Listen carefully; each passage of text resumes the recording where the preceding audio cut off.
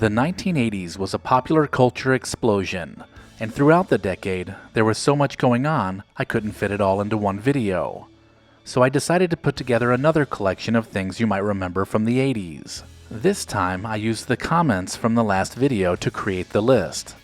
So if you grew up in the 1980s, you will remember many of these things, once again provided by you, the viewers.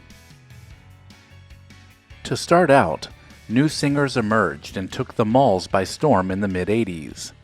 The two most well-known were Debbie Gibson and Tiffany. These two actually performed in malls and became two of the hottest stars on the planet during the 1980s.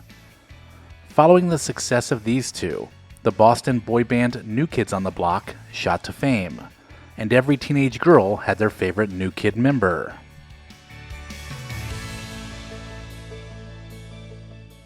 Keeping with music, the 80s are remembered for the hair bands of the day.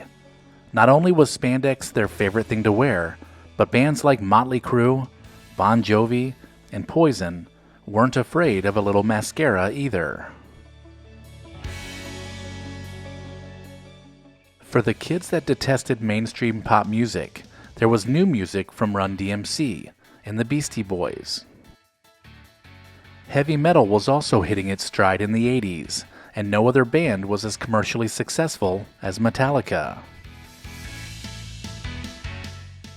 News stories of the day included the ever-evolving AIDS epidemic, and especially the story of middle schooler Ryan White. In 1986, the Space Shuttle Challenger exploded on live TV after the whole country watched the first teacher climb aboard. All of this was happening as Cold War tensions with the Soviet Union were coming to a close.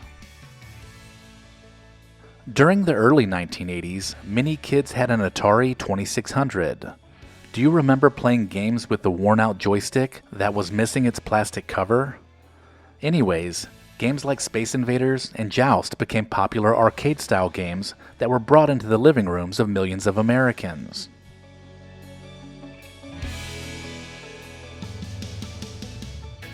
Television viewing for younger kids might have included watching The Bozo Show in the morning before going to school.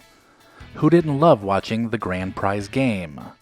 Another show kids would watch prior to going to school was Mr. Wizard's World on Nickelodeon.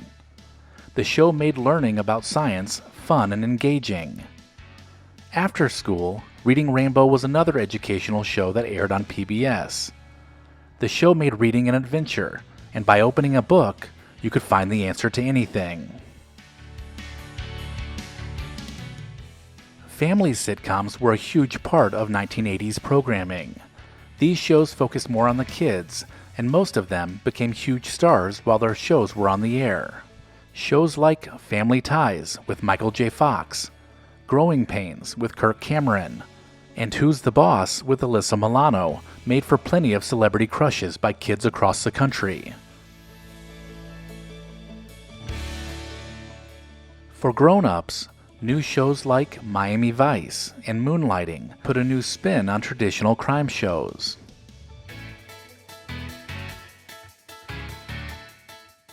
If you were a kid growing up in the 1980s, movies were everything. E.T. made you believe, War Games made you wonder, and Revenge of the Nerds gave you hope. Not only could you watch these movies at the theater, but VCRs were becoming more popular in homes, and you could own the movie yourself. If you didn't have a VCR, you could also rent one from your local video store.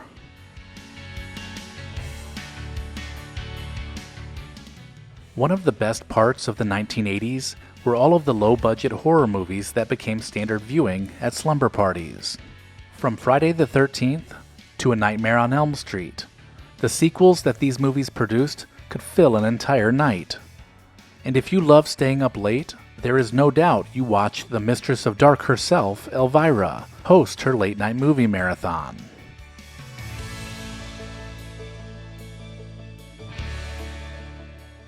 Who doesn't remember hanging out at the mall just about every weekend in the 1980s? Whether you were shopping for a new pair of Z Cavariccis or hanging out at the arcade, everyone loved to stop at the food court and grab an ice-cold Orange Julius. Speaking of shopping, the 1980s had everyone repeating slogans from popular ad campaigns, including, "Excuse me, are those Bugle Boy jeans you're wearing?" Fast food restaurant Wendy's also got in on the question game with, "Where's the beef?" Do you remember Fred the Baker, better known as the Time to Make the Donuts guy? This campaign made Dunkin' Donuts a household name.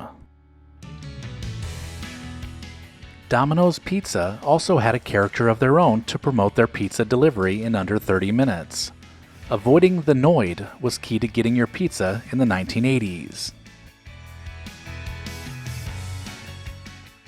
During the 1980s, it wasn't unusual for you to spend a Friday night at the local skating rink. You may have even splurged on a pair of wide-wheeled speed skates to help you dominate the limbo.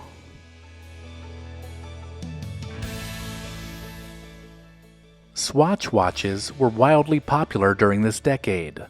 The loud and colorful watch was on everyone's wish list, and they represented the aesthetic of the 1980s to a T. If you were a girl that loved your Aquanet hairspray, you probably also owned a few jackets that had wide shoulder pads. The broad shoulder look was in, and so were jellies. These squishy plastic shoes were cheap, stylish, and comfortable. Game nights during the 1980s were ruled by a new tabletop game called Trivial Pursuit. The trivia game had you earning colorful pie pieces, and once they were all collected, you won. For those who weren't versed in all things trivia, Pictionary and Jenga also were popular party game choices.